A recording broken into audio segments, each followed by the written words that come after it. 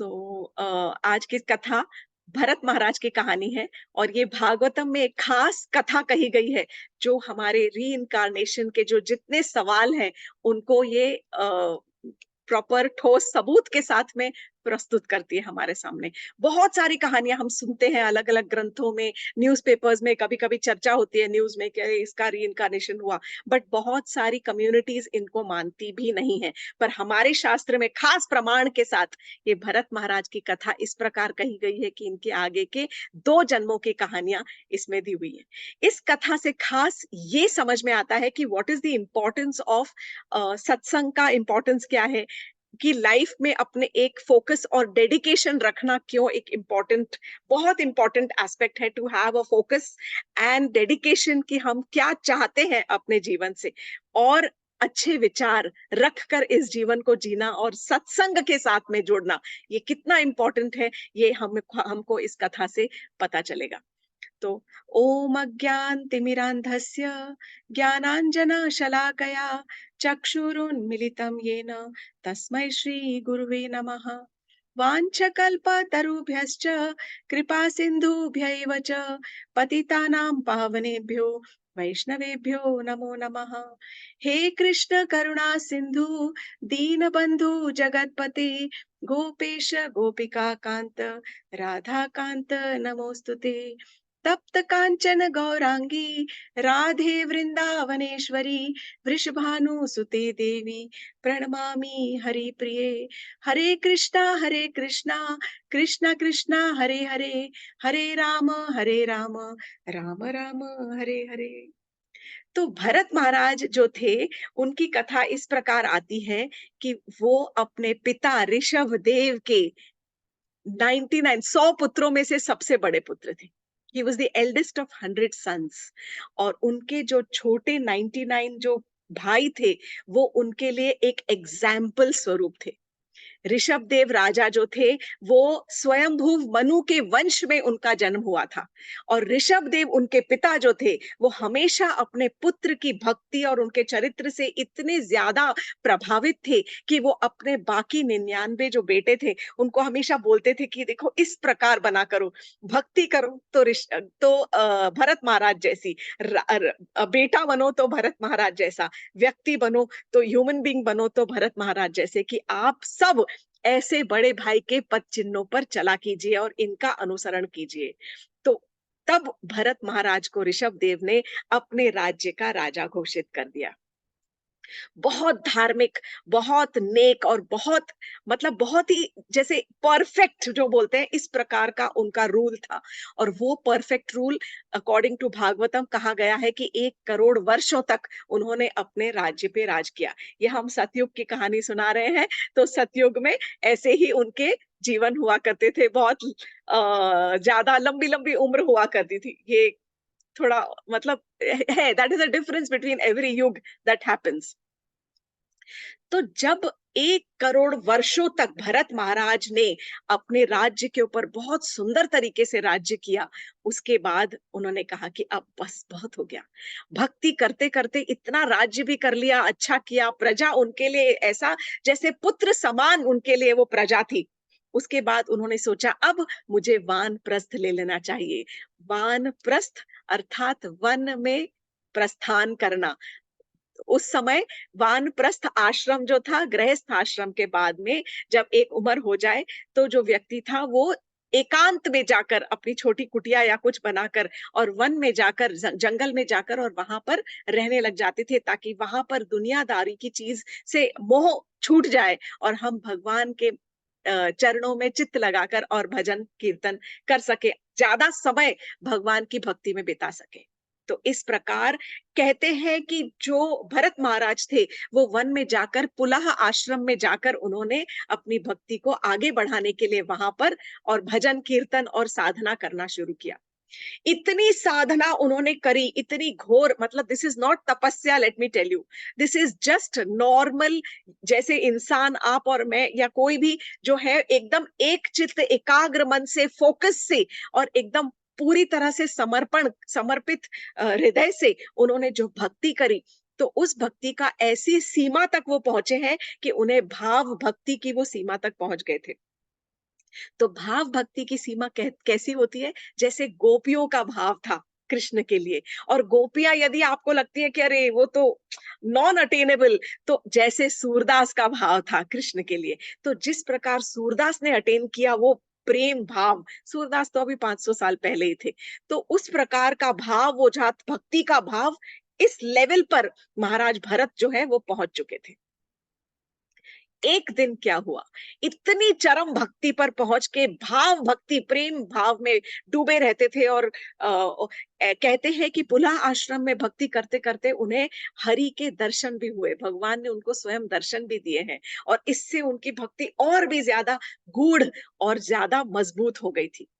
एक बार पुला आश्रम के पास में एक नदी बहती थी, और नदी के किनारे पर, तट पर, भरत महाराज यूं एकदम ध्यान में बैठे थे। तभी एक वहां पर हिरन आया, और हिरन ने वहां पर पानी पीना शुरू किया नदी से। अब वो जो हिरनी थी, वो जो हिरनी थी वो गर्भवती थी, शी वॉज प्रेग्नेंट। भरत महाराज की जो निगाह थी, वो ध्यान करते करते थोड़ा सा एक क्षण को जैसे ध्यान भटका, और उन्होंने, एक्चुअली उस समय नहीं ध्यान भटका, ऐसा हुआ कि बहुत जोर से एक शेर की दहाड़ सुनाई पड़ी। पीछे से जब शेर की गर्जना और दहाड़ सुनी, तुरंत भरत महाराज की आंख, जो दृष्टि थी, एक क्षण के लिए वो हिरण की तरफ गई, जो हिरनी जो पानी पी रही थी। और हिरनी का क्या रिएक्शन था, जैसे ही उसने वो शेर की दहाड़ सुनी, जोर से दहाड़ते हुए, तुरंत वो घबरा कर उसने नदी के एक किनारे से दूसरे किनारे पर जोर से छलांग लगाई। डर के मारे उसने छलांग लगाई, because that is a natural instinct of a person. तो हमारे जो नेचुरल इंस्टिंक्ट होते हैं ना, उनमें से जो डिफेंस मैकेनिज्म है, वो one of the very very strong mechanism है अपने आप को जिंदा रखने के लिए। Self preservation very very strong. उसके लिए हमें किसी चीज की जरूरत नहीं होती, वो भगवान पहले से ही बना के भेजता है। सब बच्चों को कोई भी चीज अगर एक बार पता चल जाता है कि अरे इसको हाथ लगाने से आग लगेगी, तो दोबारा आग लगाने से उंगली डालने से जल जाएगा, तो दोबारा हाथ नहीं लगाएगा। सो वो इंस्टिंक्ट्स होते हैं।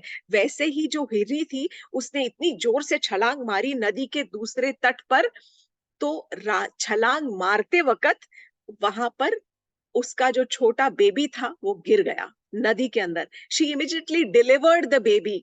उसकी, मतलब उसका बेबी पैदा हो गया, पानी के अंदर गिर गया, और हिरनी जो थी नदी के उस पार जाकर उसने देह त्याग दिए, वो मर गई। ये जो पूरा जो छोटा सा एपिसोड था, you can imagine it must have been so quick. ये भरत महाराज ने देखा। जैसे ही उन्होंने देखा कि हिरनी का छोटा बच्चा पानी में गिरा है और हिरनी ने छलांग लगाई, उन्होंने अपना साधना छोड़ के तुरंत वो भागे, उन्होंने पानी के अंदर जोर से छलांग मार के और उस बच्चे को उठा लिया और बचाकर तैर कर बाहर ले आए।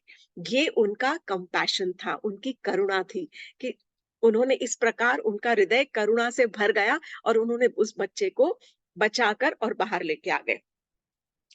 अब जो बच्चे की जो माँ थी, जो हिरनी थी, उसका तो हो गया देहांत, और ये जो छोटी सी जो हिरनी का जो बच्चा था, ये बच्चा अब भरत महाराज के पास में रहने लग गया। जैसे आजकल लोग पेट डॉग, पेट कैट, पेट टॉर्टोइज, पता नहीं क्या क्या रख लेते हैं, इस प्रकार भरत महाराज ने उस हिरनी के बच्चे को अपने पास, अपने आश्रम में उसको पालना शुरू कर दिया। और कैसे पाला? बहुत प्रेम से, इतना धीरे धीरे उसका, उनका जो इतने स्नेह और जो ममता थी पहले, जो उमड़ रही थी उस छोटे से नन्हे से हिरनी के बच्चे के लिए, वो धीरे धीरे वो स्नेह और ममता आसक्ति में बदल गई। That is the love changed into attachment. उनके साथ बहुत आसक्ति हो गई, बहुत ज्यादा अटैचमेंट हो गया। इसी प्रकार ये देखिए, एक लेसन यही सीखना बहुत जरूरी है, बिफोर आई फॉरगेट दिस, कि प्रेम करना अपने संबंधियों के साथ, इस शरीर से जुड़े जितने रिश्ते नाते हैं उनके साथ, वो अलग बात है, परंतु उनके साथ आसक्ति रखना टू द लेवल ऑफ कि हर समय केवल पकड़कर उनको अटैचमेंट के लिए, अरे अरे, मतलब जो भी, कोई भी, I will not name, but any relationship, that we will see क्या होता है, उसका असर क्या होता है वो आसक्ति का, ये हम अभी थोड़ी देर में ही देखेंगे। इतनी ज़्यादा आसक्ति हुई कि पूरा टाइम वो उसको हाथ से सहला रहे हैं हिरनी के बच्चे को, उसके लिए घास तोड़कर ला रहे हैं, नरम-नरम घास खिला रहे हैं, फिर उसको पानी पिलाने ले जा रहे हैं, फिर उसको नहला रहे हैं, फिर पोंछ रहे हैं अच्छे से, फिर सुलाते वक़्त अपनी गोद में सुला रहे हैं और मतलब इतना ज़्यादा उसके साथ कितना ही समय उसके साथ बिताने लग गए कि धीरे-धीरे उस हिरनी के बच्चे की वजह से जो उनकी जो साधना थी, वो साधना से उनका ध्यान भटकने लग गया। वो हर समय भरत महाराज को ये लगता था कि हाँ, साधना मेरी कम पड़ रही है, परंतु ये जो छोटी-सी जो बछिया है, जो बछिया मतलब हिरनी का ही बच्चा जो है, वो मेरे ऊपर ही तो डिपेंडेंट है। कि मैं इसका सहायक हूँ, मैं इसकी सहायता कर रहा हूँ, मैं इसका रक्षक हूँ। ये जहाँ पर आ गया, ये अहंकार नहीं था, पर ये ऐसा उनको लगने लग गया कि मैं ही तो कर्ता-धर्ता हूँ। मैं इसकी रक्षा कर रहा हूँ, मैंने इसका भरण-पोषण करना है, मुझे ये ज़िम्मेदारी सौंपी गई है। सो कभी-कभी ऐसा रियलाइज़ होता है एज़ अ मदर कि मुझे ये ज़िम्मेदारी सौंपी गई है कि मैं अपने बच्चों की देखभाल कर रही हूँ। बट एक्चुअली क्या हम कर रहे हैं? नहीं, हम तो ये सोच के करना चाहिए कि भगवान ने हमें निमित्त बनाया है। हम we are doing it on behalf of Krishna. हम कृष्ण भगवान के उपलक्ष्य में ये काम कर रहे हैं। उन्होंने हमें ये माँ का दर्जा दिया है, तो हम उनके उपलक्ष्य में, हम उनके बिहाफ पर, उनके निमित्त बनकर हम ये मातृत्व की जो रिस्पॉन्सिबिलिटी है, वो हम निभा रहे हैं। तो लेकिन यहाँ पर जो गलत गलत धारणाएँ उनके मन में आ गई थी कि मैं इसका रक्षक हूँ, मुझे इसकी देखभाल करनी है और इस प्रकार वो अपनी ड्यूटी को रिस्पॉन्सिबिलिटी को जस्टिफाई करने लग गए। कर्तव्य अलग बात है, बट कर्तव्य से जुड़ी हुई रिस्पॉन्सिबिलिटी भी ठीक है, पर अगर आप ये सोचो कि पहले ये ही करता रहूँ, ये अब मेरा काम हो गया, तो यहाँ पर हम फँस जाएँगे माया के जाल में। जिस प्रकार भरत महाराज धीरे-धीरे, धीरे-धीरे उस जाल के अंदर आसक्ति के जाल के अंदर फँसने लग गए। कहाँ वो पुलह आश्रम में सारे साधुओं के साथ में उनकी संगत में बैठते थे, उनके सत्संग में बैठते थे। परंतु यहाँ पर क्या हुआ, जब वो अकेले बैठकर ध्यान कर रहे थे, सत्संग छूट गया था उनसे। अकेले बैठे हुए थे, ध्यान कर रहे थे, तब ध्यान भटका और एक क्षण जो था माया का, ऐसा उनको आया कि जब उनका ऐसी आसक्ति हो गई उस हिरण के बच्चे से, करुणा पैदा हुई और फिर धीरे-धीरे पूरा जो जीवन था, वो कृष्ण भावना से क्या हो गया, हिरण चेतना में चेंज हो गया। From all his consciousness from Krishna की ओर या भगवान की जो चेतना थी या भगवान के प्रति जो भक्ति थी, वो पूरी की पूरी हिरण भक्ति हो गई और हिरण की चेतना all the time thinking of the deer पूरा समय। तो सोचिए जो राजा भरत अपना सारा राजपाट, इतना बड़ा राज्य, सारा ऐश्वर्य, धन दौलत सब कुछ त्याग कर छोड़कर जंगल में आए थे भक्ति करने के लिए और कहा वो भक्ति से इस सीमा पर पहुंच गए थे, भाव भक्ति की सीमा पर वन सिंगल मोमेंट ऑफ क्या बोलेंगे लैप्स, इतनी सी त्रुटि और उसमें इंसान कहाँ से कहाँ गिर सकता है। और जो यही छोड़कर सबसे मोह छोड़ा, प्रजा से मोह छोड़ा, ऐश्वर्य से मोह छोड़ा और फिर कहाँ मोह जुड़ गया, एक हिरण के बच्चे के साथ मोह जुड़ गया। एक दिन इसी प्रकार क्या हुआ, वो रोज हिरन को कभी घुमाने ले जाते, वॉक करने, जैसे आजकल कुत्तों को वॉकिंग वॉकिंग द डॉग होता है, इस प्रकार वो हिरन को घुमाने ले जाते, नहलाते, धुलाते, अपने पास छाती से लगा के रखते, उसके साथ सोते, उसको दुलारते, उसके खाने का इंतज़ाम करना है, उसके लिए घास नरम-नरम खानी है। जिस दिन जो हिरन है, उसको लग रहा है कि अरे! हिरन मुँह फेर रहा है, खाना नहीं खा रहा, तो उस वक़्त उनका दिल रोने लग जाता था और उनकी भूख मर जाती थी, इतनी ज़्यादा आसक्ति हो गई थी। एक बार एक दिन वो जो हिरण था, वो सडनली आश्रम से कहीं गायब हो गया। भरत महाराज सी हिरण है, कहीं भी जा सकता है, छूट दे रखी थी। जैसे-जैसे बड़ा हुआ, उसको लगा कि अब इतना बड़ा एनवायरनमेंट है, वो कहीं पे उनके जो आश्रम थे, भरत महाराज के आश्रम से, उनकी कुटिया से कहीं पे गायब हो गया। भरत महाराज ने देखा कहीं नहीं मिल रहा। बहुत बहुत ज्यादा उनको दुख हुआ, इतना दुख हुआ, इतना विलाप करने लग गए वो कि हर समय उनको ये एहसास हुआ कि ये मेरी गलती की वजह से, मुझ में ही कुछ खोट थी, मेरी सेवा में कहीं खोट थी, हिरण की सेवा करने में कहीं पे कुछ खोट थी कि वो हिरण मेरा आश्रम छोड़कर चला गया है। और हो सकता है कोई जंगली जानवरों ने उस हिरण को खा लिया हो, तो ये जरूर जो हिरण है, ये मेरी निग्लेक्ट की वजह से, मैंने उसको निग्लेक्ट किया, मैंने पूरी तरह से उसकी देखभाल नहीं की, इसलिए वो मुझे छोड़कर चला गया। इस दुख से महाराज भरत इतने ज्यादा दुखी हो गए, इतने ज्यादा दुखी कि इतना रो रो के विलाप करने लगे, और थोड़े से वो पागल जैसे हो गए, क्योंकि उनको हिरण के पीछे, उनके हिरण के जब याद कर रहे हैं, हिरण की स्मृति में वो हर तरफ ढूंढ रहे हैं, देख रहे हैं, वो चांद को देख रहे हैं, तो उनको चांद में हिरण नजर आ रहा है। उनको ऐसा लग रहा था कि वो, अरे ये हिरण में भी, मतलब चंद्रमा में भी मुझे चांद की, मेरे हिरण की छवि नजर आ रही है, कहीं वहां तो नहीं पहुंच गया, ये चंदा मामा के पास, मतलब इस प्रकार की ऊट पटांग हरकतें करने लग गए।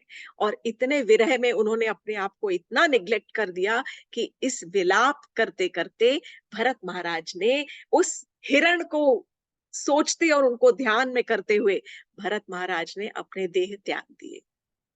तो अब इसके बाद जब देह त्याग दिया और भरत महाराज का निधन हो गया, उसके बाद उनका एक पुनर्जन्म हुआ। ये लिखा है भागवतम में कि he got a new birth, and everybody will understand, and सबको शायद समझ आ गया होगा कि अगर नया जन्म हुआ तो कैसा हुआ। उनको हिरण का शरीर मिला, हिरण के शरीर में वो हिरण बनकर पैदा हुए। देखिए पूरी कहानी आप सुनिएगा, बहुत इंटरेस्टिंग है। तो भगवत गीता के 8वें अध्याय में एक छठा एक श्लोक आता है, यम यम वापि स्मरण भावम त्यजयन्ते कलेवरम तम तम एवैति कौन्तेय सदा तद भाव भावितः। जिस मनस्थिति से कोई जब अपने शरीर को त्यागता है, उसी मनस्थिति से उसकी जो, उसका जो अगला शरीर है, जो अगला चोला है, वो उसको मिलता है। whatever state of mind one is when one leaves the body, उसी प्रकार हे कौन्तेय, उसी प्रकार उसको उस तरह का शरीर मिलता है। तो ये जो भरत महाराज थे, ये तो भक्ति के भाव से परे हो गए थे, कृष्ण चेतना से अलग होकर इनकी हिरण में चेतना जाग रही थी, इसीलिए इनको हिरण का शरीर मिला। परंतु देखिए कृष्ण जो है इतने दयालु है, इतने इतने ज्यादा, इतने दयालु, इतने कृपालु है कि हिरण होते हुए भी हिरण को अपनी पूरे पिछले जन्म की जो स्मृति थी, वो पूरी की पूरी भगवान ने दे दी। सो द हिरण, द डियर न्यू, उसको पता था कि मैं कौन था पिछले जन्म में और मैंने क्या गलती की जो मुझे ये हिरण का शरीर मिला। तो ये हर एक के साथ संभव नहीं होगा। This is a very smart example और बहुत सुंदर एक कहानी दी गई है, पर हर एक के साथ में ये पॉसिबल नहीं है। ये उनके लिए इसलिए पॉसिबल था क्योंकि वो भक्ति की उस सीमा तक पहुंचे थे और फिर वहां से गिरे थे। तो भगवान ये कहते हैं कि जब आप अगला शरीर लोगे, जो भी आप स्पीशीज में, जो भी योनि में भी आप अगर जन्म लेते हो, तो भी आपका जो माइंड इंटेलिजेंस, मतलब आपका मन, बुद्धि और आपका जो फॉल्स ईगो है, अहंकार है, वो आपके साथ जाता है। इसीलिए we have to get rid of the ego, अहंकार को साइड में रखना है, क्योंकि वो तो हमें चाहिए ही नहीं। जिस लेवल तक आप इस भौतिक शरीर में रहते हुए जिस लेवल की भक्ति पर आप पहुंचते हैं, सपोजिंग, मैं बहुत सिंपल, एक सीढ़ी है, 100 पाए की सीढ़ी है, आप अगर 6 पाए पर पहुंचे और उसके बाद आपने शरीर त्याग दिए, तो भगवान कहते हैं, आपको दावे के साथ प्रॉमिस करते हैं कि जब अगले जन्म में आप छठे से ही शुरू करोगे, you have to go up, you don't have to start from ABCD.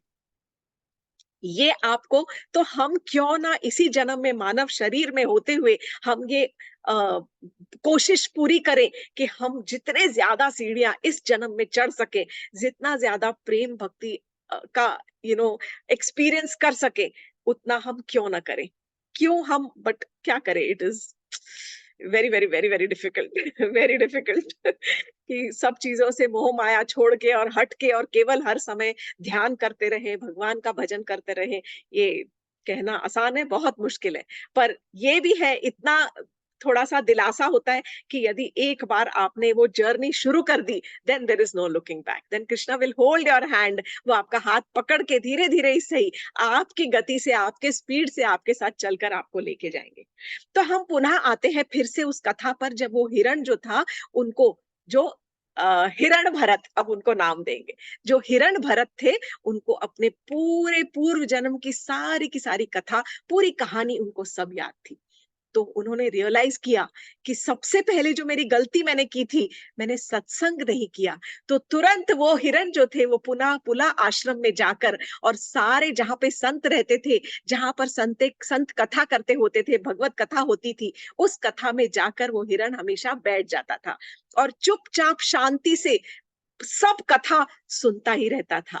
तो ये एक मौका था जहाँ पर भगवान ने उनकी हेल्प की, उनकी मदद की, कि वो जो हिरण है, वो जिस भावना में वहां पर थे, हिरण की शरीर में होते हुए भी उनकी भावना का स्तर जो है वो बढ़ता ही गया। उनकी जो कृष्ण भावना का जो चेतना थी, वो बढ़ती ही गई। It kept rising, it did not fall down, although कि उनका एनिमल का शरीर था, फिर भी वो बढ़ता गया। और इस प्रकार वो जो हिरण था, वो धीरे धीरे वही पुला आश्रम में उसने अपनी सारी आयु काट कर, और वहां पर हिरण ने अपना देह त्याग दिया, संतों की सभा के अंदर ही। काफी वर्ष लगे होंगे, क्योंकि जो भी उसकी आयु है, अयुधि जो अवधि है, जो एज होती होगी नॉर्मल डियर्स की, वो उसने पूरी अपनी अवधि निकाली, विदाउट क्रिबिंग, विदाउट क्राइंग। लेकिन ये सोच लिया कि अब मन को भटकने नहीं देना है। मैं क्या ऐश्वर्य छोड़कर मैं आया था सत्संग करने के लिए, अब सत्संग से मुझे कोई यहाँ पर रोक नहीं सकता, क्योंकि हिरण को तो कौन ही बोलेगा कि ये ड्यूटी है और ये संभालो और ये करो। तो वो हिरण ना, उसने अपनी पैदा होने के बाद ही माँ के साथ भी अटैचमेंट नहीं रखा, और अपने परिवार को तुरंत छोड़कर वो पुला आश्रम जाकर संतों की सभा में बैठकर कथा सुनते सुनते, और जैसे उनकी अवधि संपूर्ण हुई, जो हिरण था उसने अपनी सारी जो कहते हैं अपना जो प्राण थे, वो त्याग दिए। इस प्रकार जब हिरण ने अपने प्राण त्याग दिए, तब आगे उनका एक और जन्म हुआ। तो हम एक जन्म कंप्लीट कर लिया। नाउ ये हिरण भरत, महाराज भरत, उनका नेक्स्ट जन्म हुआ हिरण भरत, और हिरण भरत के बाद में उनका पुनः एक जन्म हुआ एक ब्राह्मण के घर में। जो ब्राह्मण जो थे, वो अंगिरा ऋषि के वंश में आते थे, और ऐसे अंगिरा ऋषि के वंश में आने वाले ब्राह्मण के घर में उनका जन्म हुआ। एक ब्राह्मण के मेल बॉडी, मतलब एक पुरुष के रूप में उस शरीर में उनका जन्म हुआ। तो कथा यहाँ से और लंबी है, और थोड़ी और इंटरेस्टिंग भी होती जाएगी, और बहुत सारे कुछ क्वेश्चंस और बहुत सारे वार्तालाप भी आएंगे, थोड़ी ज्यादा गूढ़, little bit serious. So today I think I will stop here. आज मैं इसको यहीं पे विराम दूंगी, ताकि हम फ्रेश माइंड से वो पूरी की पूरी जो अगली कहानी है, कि किस प्रकार क्या होता है उस ब्राह्मण को, उसको हम सुन सके। बाकी इतनी सी कथा में हम इतना तो समझ ही गए हैं कि भले हम सब कुछ त्याग दें, लेकिन अगर हमारी अपनी आसक्ति कहीं जुड़नी है, तो उस आसक्ति को हमें बहुत ध्यान पूर्वक भगवान से जोड़ना पड़ेगा, नहीं तो गिरने के चांसेस बहुत ज्यादा है। मोह माया तो ठीक है, अच्छा स्नेह अलग है। Let us keep these two, affection and attachment, these are two different things. So affection is स्नेह, प्रेम करना किसी के साथ में, लेकिन अटैचमेंट, सो पति के साथ स्नेह करें, पर बहुत ज्यादा आसक्ति ना करें, बहुत ज्यादा अटैचमेंट ना करें। It is very difficult, it's not easy for me also, for anybody, but I am just retreating, क्योंकि जो गुरु बोलते हैं और जो बड़े साधु बोलते हैं, उसको जब हम रिपीट करते हैं, तो धीरे धीरे टीचर कैसे सीखता है, टीचर पढ़ाते पढ़ाते खुद ही ज्यादा सीख जाता है। ऐसे ही है, दिस इज ऑल, जब हम पढ़ते रहते हैं और फिर हम उसको रिपीट करते हैं, तो पूरा इनग्रेन हो जाता है। बच्चों को पोएट्री सिखाते सिखाते फिर बोलते हैं रिपीट करो, फिर से एक बार रिपीट करो, और बच्चों को पूरी पोएट्री याद हो जाती है। तो ये छोटी छोटी चीजें जो है, कुछ कुछ चीजें, सत्संग का जो स्पेशल इफेक्ट है, मतलब द पावर ऑफ सत्संग is so great that it does not let you fall. It will prevent you कि आप देखिए, भरत महाराज अगर चाहते कि वो हिरण का ध्यान रखना है, तो वो मतलब घास लाके छोड़ देते, हिरण खाता रहता। उसके लिए हिरण को पालने के लिए कोई बहुत ज्यादा चीजों की जरूरत नहीं है। किसी और को बोल देते कि भई ज़रा इसको हिरण को घुमाने की ज़रूरत नहीं पड़ती है, हिरण अपने आप घूम के वापस आ जाता। जहाँ उसको खाना मिलेगा उसको छोड़ दो, वो घूम-घाम के फिर से वापस आ जाएगा। ज़रूरत नहीं है कि हिरण को रोज़-रोज़ आप नहलाओ। तो दीज़ आर थिंग्स जो उन्होंने खुद आसक्ति में पाल लिए। जैसे कहते हैं पूरे जीवन में हम हमारा जो बेसिक जीवन है वो इसीलिए है, nature basic nature of a human being is कि हम सेवा करने के लिए ही पैदा हुए हैं। हम अपने माता पिता की सेवा करते हैं, सास ससुर की सेवा करते हैं, बच्चों की सेवा करते हैं, अपने बॉस की सेवा करते हैं, एज अ डॉक्टर पेशेंट्स की सेवा करते हैं, सेवा ही कर रहे होते हैं हम। तो अगर हमें सेवा ही करनी है, किसी का कोई फल नहीं मिलने वाला, तो हम भगवान की सेवा क्यों ना करें। यहीं पर ये जो पैरामीटर है भगवान की सेवा, इसीलिए छोटे हम लड्डू गोपाल को घर में रखते हैं और भगवान की एक पर्सनल सेवा शुरू होती है, ताकि हमारी जो आसक्ति है अगर होनी है तो वो पर्सनल सेवा जब हम अपने भगवान की ठाकुर जी की करेंगे तो उनके साथ हमारा लगाव बढ़ेगा और उनके साथ हमारी आसक्ति होगी। जिसकी हम सेवा करते हैं उनके साथ ही हमारा अटैचमेंट होता है।